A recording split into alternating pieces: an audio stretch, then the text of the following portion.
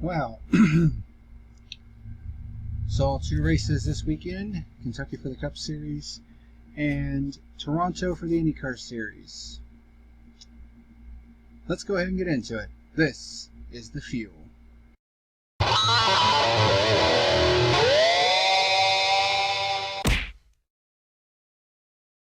What's happening, ladies and germs? This is the PackerMan, and welcome to today's edition of The Fuel.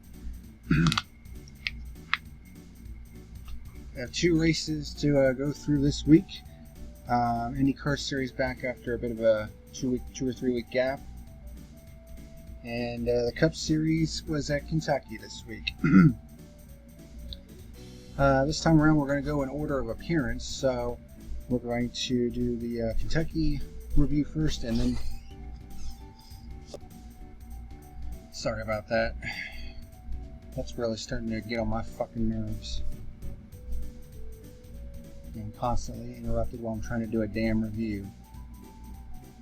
I get to the point where I'm going to have to start going back to the fucking car to do this. But anywho. So we're going to be doing the Kentucky race review first, and then the Toronto race review. We're just going to blitz right through this, so let's get into it. First up is the 2019 Quaker State 400 at Kentucky. There were a lot of expectations for this race because of the fact that this was a 1.5 mile track, and the package really seems to work for the 1.5 mile tracks. But they decided to put some PJ1, the adhesive stuff, onto the track for this race. So, I'm just going to go ahead and say the race was not that good. Especially compared to the other 1.5 miles, it was actually really disappointing. But let's go ahead and get into it. So stages 1 and 2 were 80 laps, stage 3 107 laps. Ryan Newman failed pre-race tech, so he had to start from the rear of the field. So Daniel Suarez earned his first career pole, but after he lost the lead, he wasn't really at the front. He wasn't really a threat in this race. Did lead lap number 1. SHR was 1, 2, 3, 20 laps in. Almirola was right there with Suarez for a lot of the first portion of this race. The top 4 were actually within a second of each other. Clint Boyer kicks off green flag pit stops on lap 42. So that kind of goes to show you how very little there was to talk about in stages 1 and 2. Harvick begins challenging Almirola for second. And then the first caution comes out on lap 48 when Chase Elliott loses a right front tire. Everyone comes in for service, and Keselowski is the first off the pit road, so he leads on the restart. Kurt Busch gets a good restart and takes the lead on the outside. No pure lead change because it's on the restart. Kyle Busch moves up to second past Keselowski, so you have the Busch brothers 1-2 at this point, and they're going to play a pretty big factor in the end of this race. We'll get to that in a minute. Caution number 2 on lap 55, Corey LaJoie spins in turn 4, but keeps it off the wall and keeps going. So Kurt leads on the restart. Logano moves up to second past Kyle on the restart. And then we get our third caution of the day on lap 63 when the 51 of Bailey Curry and the 00 of Landon Castle get together in turn 2 and nearly spin out, but they keep it going.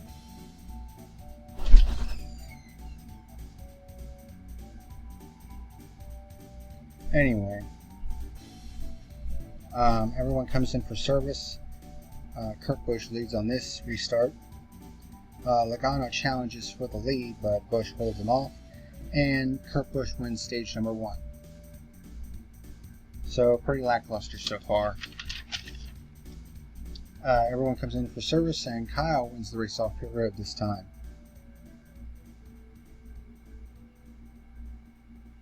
Stage 2 was even worse. Stenhouse stayed out and leads the start of stage number 2. There weren't any caution flags, but this race got really fucking boring at this point. Austin Dillon challenges Ryan Newman for third, but can't get by him. Kyle Busch then passes Ryan Newman for third, and then basically moves all the way up to the front really quickly. And we get our first pure lead change on lap 104 when Kyle Busch takes it from Stenhouse. Kyle Busch builds up a 3.5 second lead at lap 115. So at this point, I'm just like falling asleep at this point. So Stenhouse kicks off green flag pit stops on lap 117, and then we really start getting a lot of penalties here. Suarez gets nabbed for speeding. It's all electronically timed at this point, so not really a whole lot of argument there. So that pretty much takes Suarez out of the picture. Dillon and Denny Hamlin going at each other for the third position. Kyle Busch pits from the lead on lap 150. Hamlin gets a penalty for an uncontrolled tire. It looked kind of picky, though. I mean, I don't know. The uncontrolled tire penalty, their definition of it right now just fucking sucks. Now, I've said that time and time again already this year. The uncontrolled tire penalty sucks. That's all there is to it. They really need to change the definition of that rule. Because there's just been way too many controversies involving it this year. Hemrick with a penalty, and Daniel Hemrick also gets a penalty for taking equipment out of the pit box. That's actually a stop and go penalty. Logano and Bowyer begin fighting for the fourth position, but Kyle Busch wins stage number 2. And that was all there was to it. This race is sucking a lot of ass at this point. So, everyone comes in for service. Kyle Busch wins the race off pit road once again. Clint Bowyer stays out and leads the start of stage number 3. Dillon forced to make an unscheduled stop, might have had a flat tire. Didn't really say what the problem was.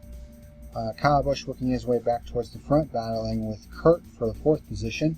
William Byron begins challenging Bowyer for the lead, but then we have our fourth caution on lap 179.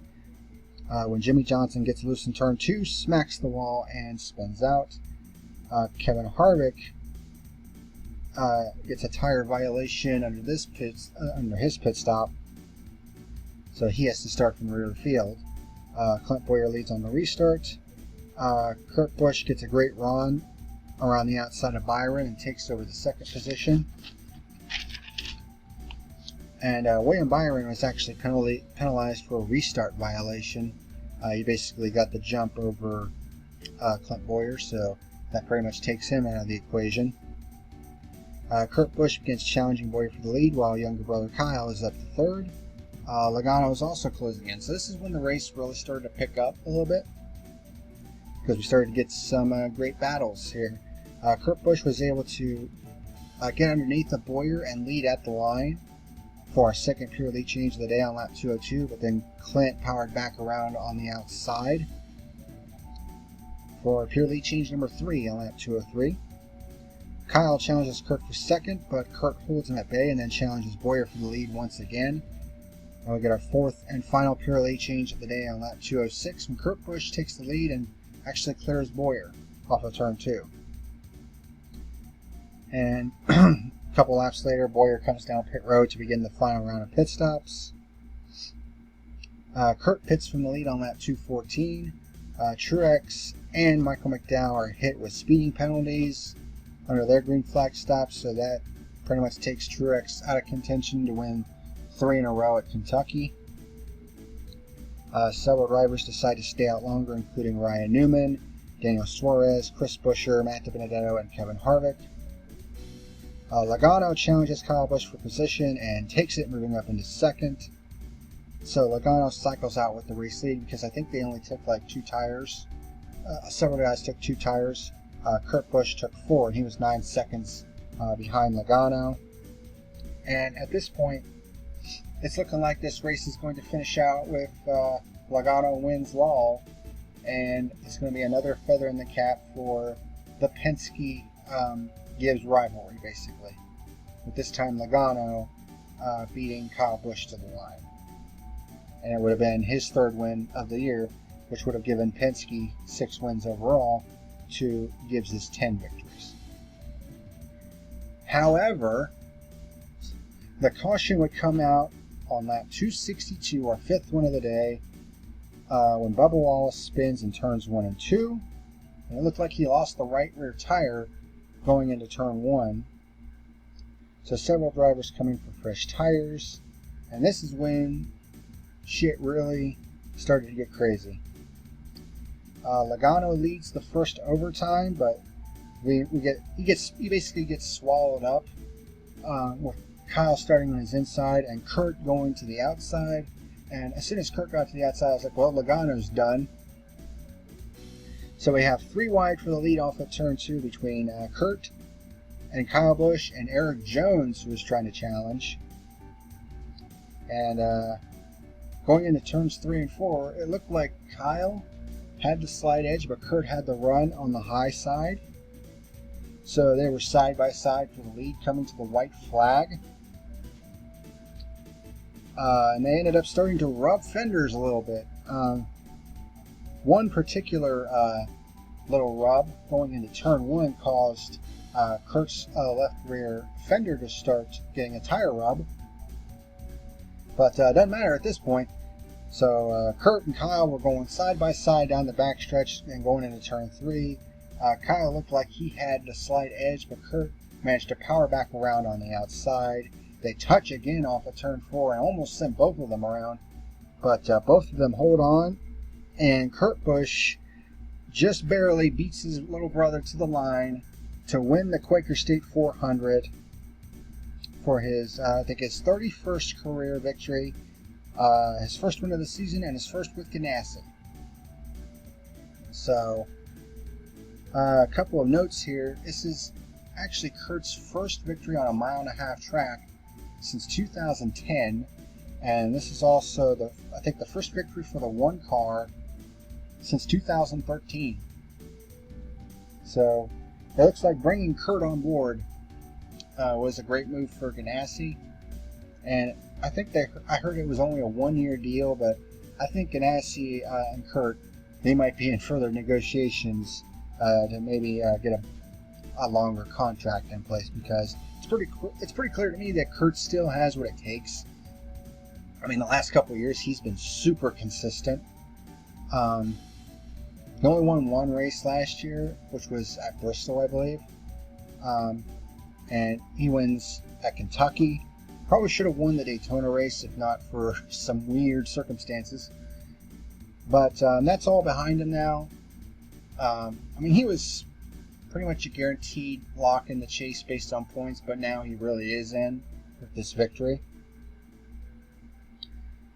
So, congratulations to Kurt Busch, upstaging his little brother in this race. So, my final rating, well, actually, I'm going to post the top 10 results and the point standings on screen right now.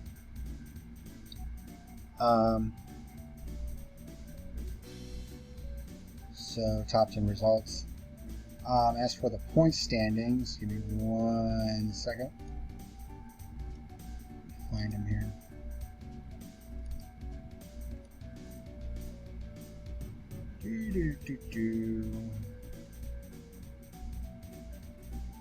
Open.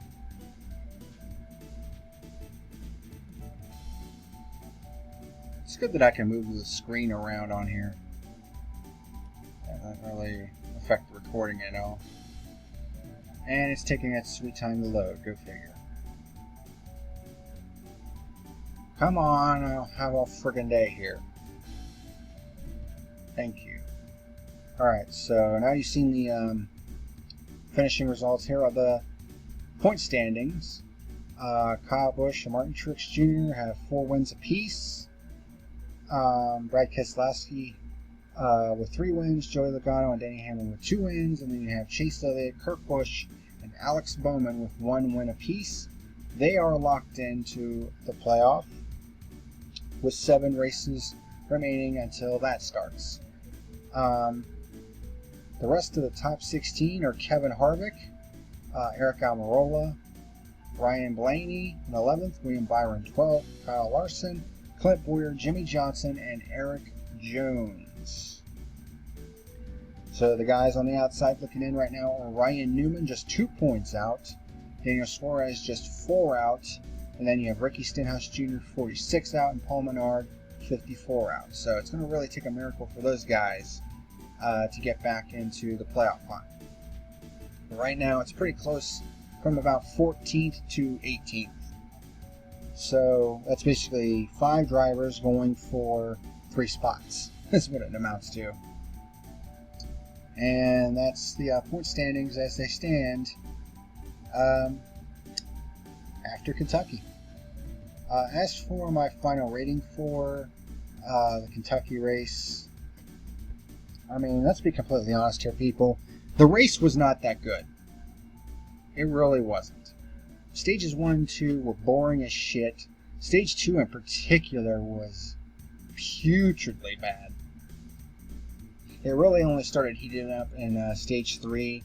And even then, near the end, I mean, the finish of this race would have been garbage if it weren't for that last caution. Let's just be completely honest here, people.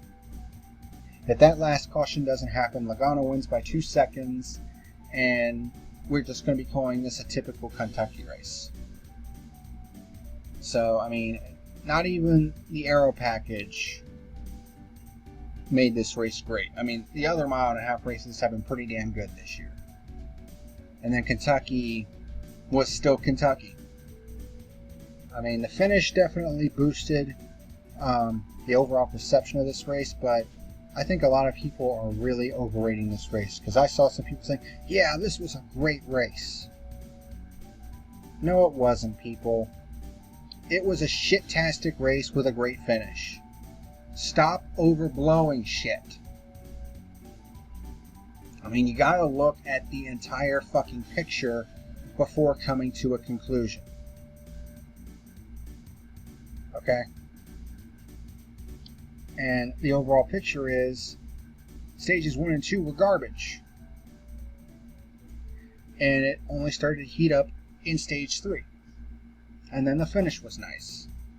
So my final rating for the Quaker State 400 is a 4.5 out of 10.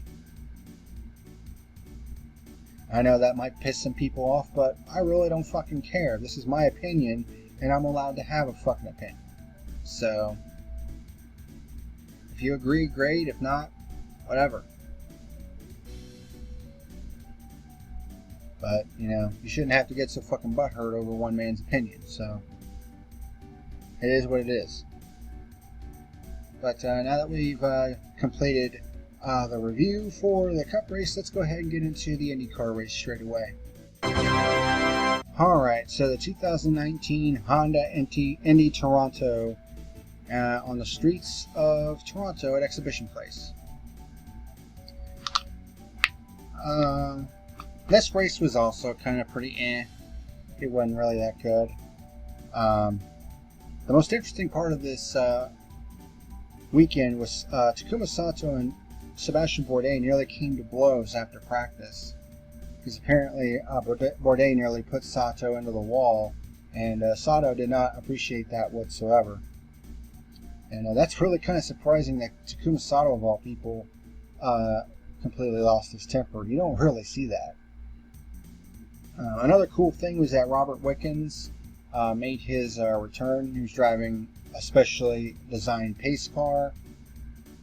And he and his fiance were riding around the track for a few laps to a thunderous roar from the crowd.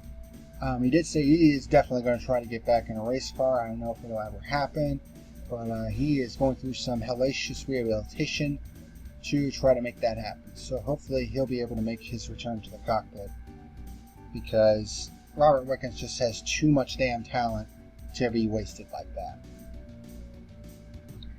Simon Pagenaud starts from the pole, and that's pretty much where he stayed for the entirety of this race. Rossi locks it up going into turn 1. Then we get our first caution on lap number 1. Will Power tried to pass underneath of Graham Rahal in turn 8, but gets into Rahal and Andretti, who was on the outside, so basically went 3 wide. RHR had to go onto the access road to avoid contact. Matthias Lace and Marcus Ericsson were also involved. And that would actually be the last caution until the final lap of the race. So We had 2 cautions, one on the first lap, one on the final lap. Both were in turn 8, and both involved the same person. Funny how that works. So Pagano leads on the restart. Ed Jones had a nice pass on Rosenquist in turn 3 for 4th. Jones didn't really do a whole lot after that, though. And as it turned out, Scott Dixon, who was running second, and pretty much ran second the entire race, suffering from tennis elbow this weekend. And that's a pretty painful injury to have.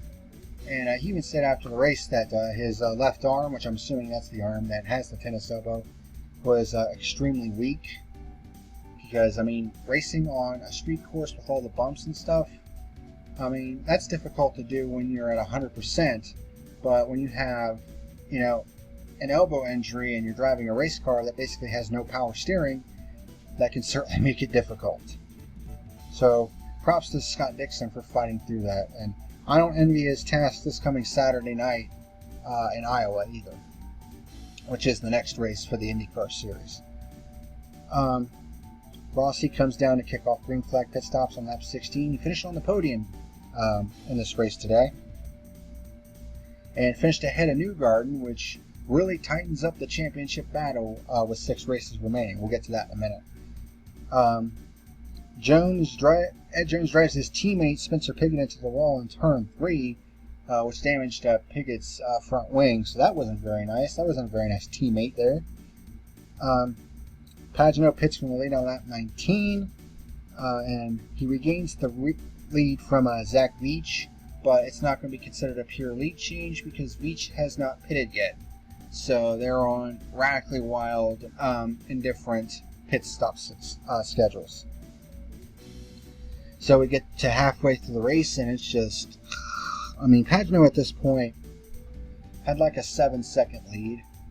So there was not a whole hell of a lot happening. I mean, it felt like the first half of the Kentucky race, to be honest. Pit stops begin again on lap 50, and they would actually be the final ones of the day. Because this is actually a very short race. It's 85 laps, but it's on a track where they're lapping less than a minute. Just under a minute. So a very, very quick race. So Pagano makes his second and final stop on lap 51. Although he really needs to conserve a little bit of fuel because the Chevy engines, despite the horsepower they make, are not as fuel efficient as the Hondas are. So Pagano had to save just a little teensy bit of fuel, and that allowed Dixon to really start closing the gap on Pagano, and that and some lap traffic also played a role as well. But the gap closed from 7 seconds down to under a second at times, as Dixon managed to close the gap to Simon Pagano. Kind of had a similar feel to the Indy GP, actually, except the roles were reversed in that one. Not the same ending, though. Sato blows a motor with 17 laps to go, and he really blew it. I mean, there was fire coming out the back and everything. So that engine was toast. Sebastian Bourdais, the guy he basically got into a scrap with in practice, noses it into the tires in turn 3, but actually manages to back it out and keep going. So he didn't actually stall the car, which is a common thing that happens when you nose it into the tires. But he actually managed to keep it going.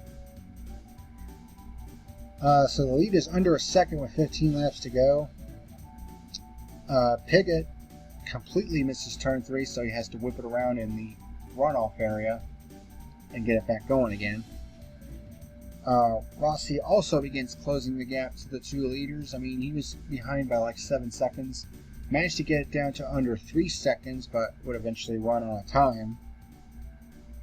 Lap cars certainly coming into play at this point, but a lot of them were trying to be courteous and get out of the way from the leaders.